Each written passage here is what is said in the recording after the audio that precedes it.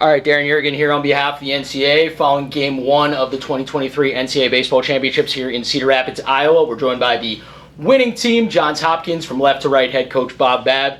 In the middle, we've got Alex Shane, Sean Stoyerer, and also Gabe Romano. So let's get an opening statement from you, Coach, on how the game went. It was a crazy one, so just talk a little bit about it, and then we'll open things up to the media. Well, it certainly wasn't one of our better games this year. Anytime you make 8 errors, you're lucky to even be close. And they had runners. Their team put so much pressure on you, and they're such outstanding bunters. They have such good team speed that the pressure is always there, but we just didn't make some plays we should have. On the other hand, this team is so resilient. You know, they're never out of it. We can swing the bats. Our kids have so much confidence at any time that we're going to come back, and we have been behind so many times this year that it doesn't really fade us. Questions, let's go to D3 Baseball. Coach, so you were down 2 or 3 runs late.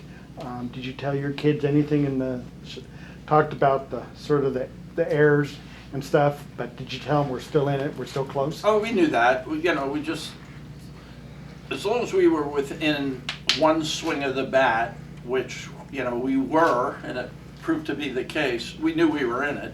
All I said basically is, hey fellas, we got to hit, we got to score runs. We gave them some, we just got to score ourselves. And they came out and did that.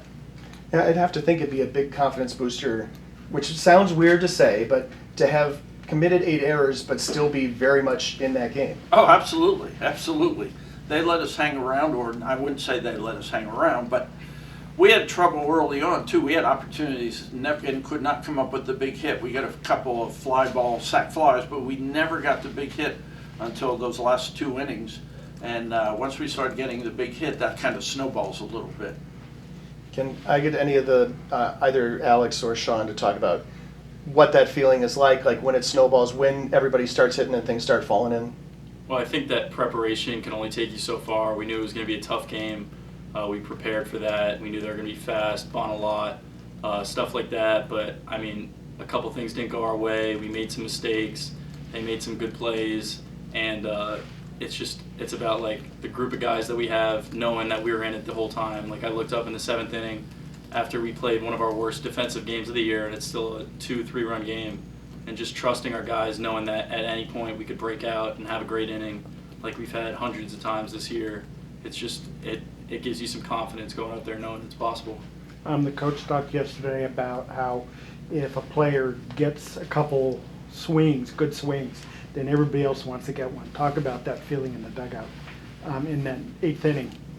Yeah, hitting on our team's contagious. Once one guy gets a hit, it kind of feels like everyone's going to get a hit, and all it takes is just one good swing, one guy committing to our plan that we all trust, and then everyone just buys in, and that's when you see we can put up 5-6 runs in what feels like 30 seconds, and we never feel like we're out of the game. And even though we were down that whole game, we all had confidence, and everyone was picking each other up and being like, hey, we got this, and we finally broke through in that last inning. I think you scored 3 runs while I was in the elevator trying to get down to the field.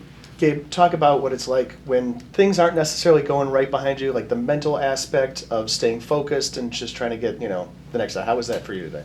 Yeah, the whole game plan for me was just to keep it in reach. We knew how they were going to play. They were going to bunt, they were going to steal, and then a couple mistakes in the field. Next thing you know, we're down by a couple runs. So for me, it was just keeping it close. Like they said, we know what our offense can do. We could break out at any moment. So to keep it within 3 runs or 4 runs, whatever it was, and then blow it open in the 8th was a good feeling. That's a lot of pressure on you as a fielder, right? You know that they're going to be putting one down, or you know that they're going to be, you may have to back up a base or something like that, or there's going to be a play at the plate.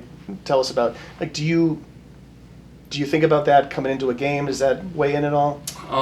It's kind of big. I just kind of react if I see hands and they lay it down. I'm just going after the ball and trying to make a play. So not necessarily. So basically just off reaction, and like we said, we knew what they were going to do. So maybe a little more prepared to get off the mound and get downhill fast. Jim, can I ask if one? I can say something Yeah. too, I thought Gabe pitched a remarkable game when you consider that. I think the first 6 innings we gave them minimally 4 outs every inning. Some innings 5 outs. And to only allow them to score 2 runs in 1 inning and 1 run those other innings. I mean, that was remarkable. He battled, and I don't think people realize just how well he did pitch. Gabe, talk about the relievers that come behind you, the confidence you have of them to sit there, and if you are behind like you were today, to hold the line and let your offense catch up.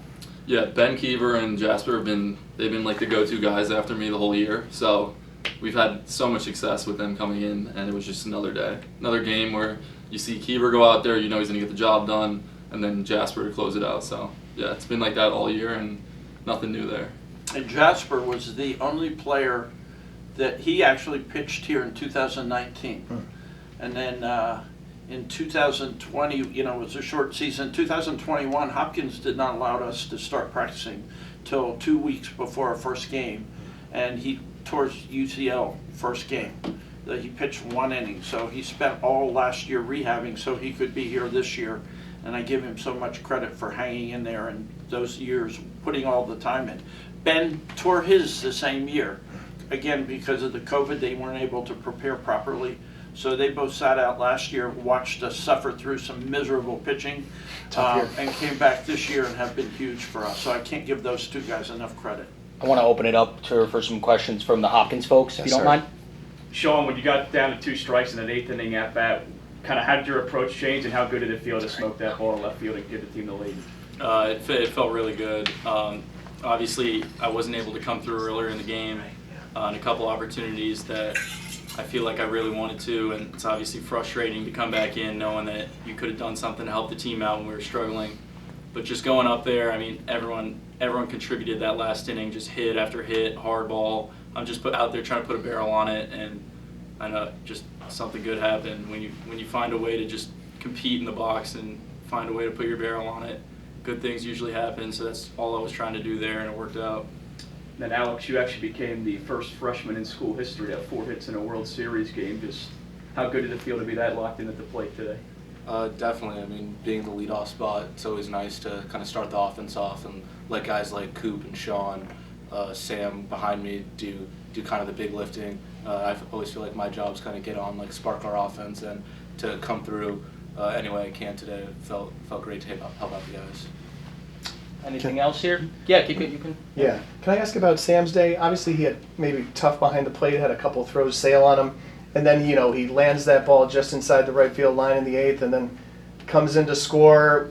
Just take us a little bit about your thoughts on him today. Well, clearly defensively, it wasn't one of Sam's better days, without a doubt. But you have to give him credit. He didn't allow that to affect his hitting or his base running. So, I told him if they throw throughs, we're going to try to score here because you never know what run's going to be the winning run. And he did a good job. And I said to him, Sam, do you think you were out? He said, no, I think I'm safe. I said, well, let's review it then. We have nothing to lose. And it got us another run, which could have turned out to be huge. That was a long wait. What was it? What was it like waiting? What did it feel I like think when it the came your way? longer the wait, the more likely you're going to win the challenge. Because I think they look for ways to support the umpire's decision, find some angle that the umpire got it right, but clearly he did not. And we'll take that run. I'm good. Any other questions? Alrighty, well that'll wrap things up here from the first interview of the 2023 NCAA Baseball Championships here with Johns Hopkins following a 10-5 victory over Misericordia. So rest up, drink some water, and get ready for tomorrow, boys. Thank you. Thank you, Thanks, guys. Appreciate it. Good luck tomorrow.